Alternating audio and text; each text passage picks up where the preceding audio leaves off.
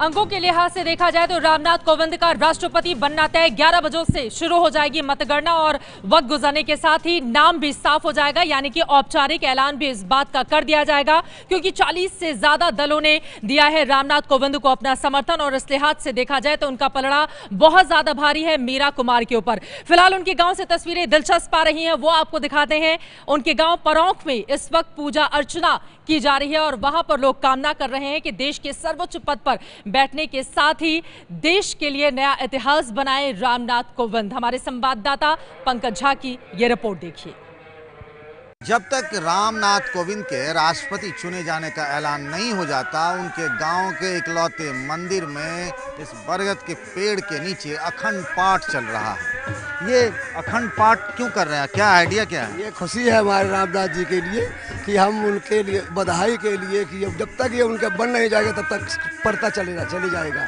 25 तारीख तक ऐलान है, वैसे अगर कल घोषणा हो गई तो कल बंद हो जाएगा, कल अमल होगा।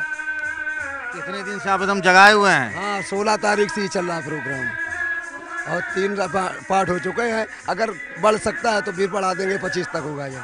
अच्छा, हाँ, तो जस्ट ये पूजा पाठ और आगे बढ़ा देंगे? आगे भी बढ़ जाएगा, मतलब कल ऐलान होने के बाद भी बढ़ा देंगे? बढ़ा सकते हैं। ये अब कह रहे हैं कि अब जब ऐलान हो जाएगा उसके बाद भी अखंड पाठ चलता रहेगा जब तक वो शपथ नहीं ले लेते हैं राष्ट्रपति पद की।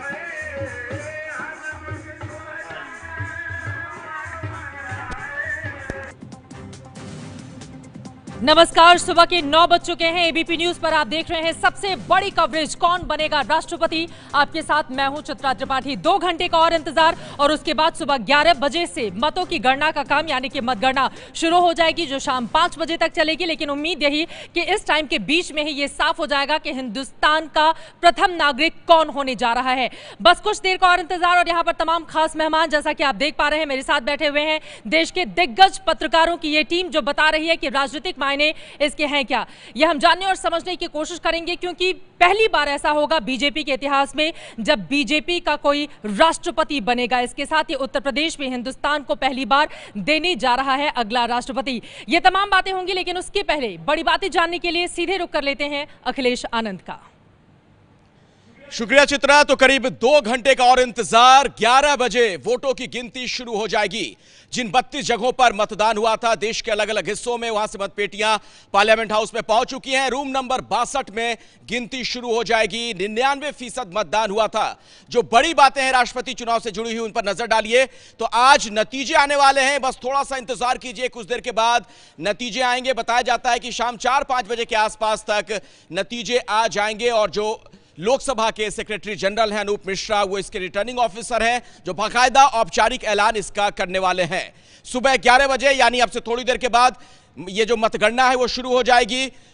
रामनाथ कोविंद और मीरा कुमार के बीच ये मुकाबला, लेकिन रामनाथ कोविंद का अगला राष्ट्रपति बनना करीब करीब तय माना जा रहा है।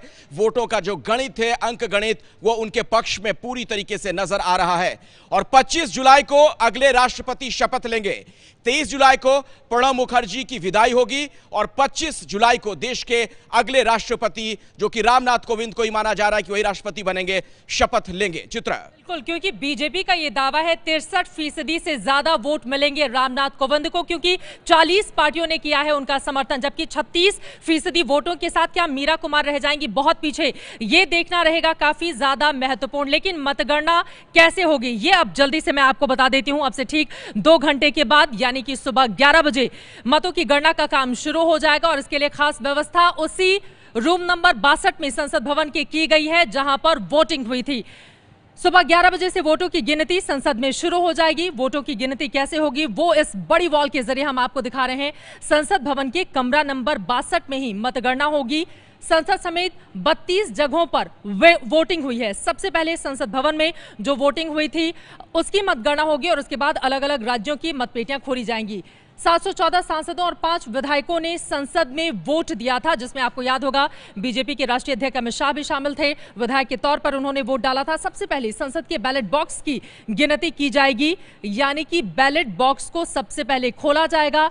54 सांसदों और 4078 विधायकों ने विधानसभा में वोट दिया था। इन 54 सांसदों में यूपी के सीएम योगी आदित्यनाथ भी शामिल थे, उप मुख्यमंत्री भी शामिल थे।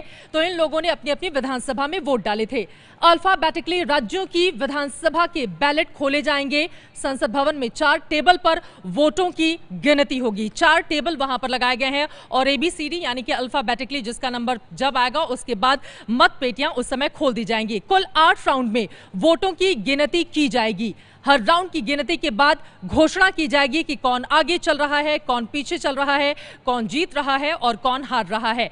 तो वोटों की गिनती कैसे होगी ये विस्तार से हमने आपको जानकारी दी और इसके लिए बेहद खास इंतजामात भी इस वक्त संसद भवन में किए गए हैं, क्योंकि कमरा नंबर 62 जहां पर वोटिंग हुई थी वहीं पर यह मतगणना भी होगी। लेकिन सबसे ज्यादा महत्वपूर्ण यह है, चूंकि तय माना जा रहा है जिस तरह का समर्थन रामनाथ कोविंद को हासिल है कि वही होंगे हिंदुस्तान के अगले राष्ट्रपति। ये है ABP न्यूज़, आपको रखे आगे।